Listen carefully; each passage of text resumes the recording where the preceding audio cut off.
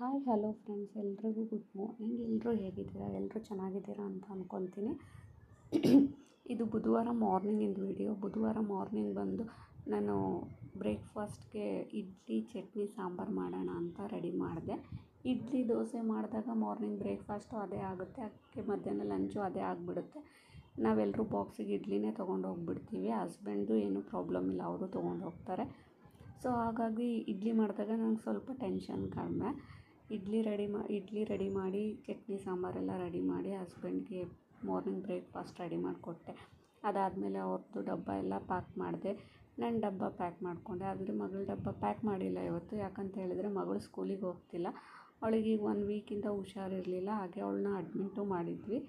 ಹಾಗಾಗಿ video shoot ಮಾಡ್ತಾಯಿದ್ದೆ, ಆದರೆ ಎಡಿಟ್ ಮಾಡೋಕ್ಕಾಗ್ತಾ ಇರಲಿಲ್ಲ.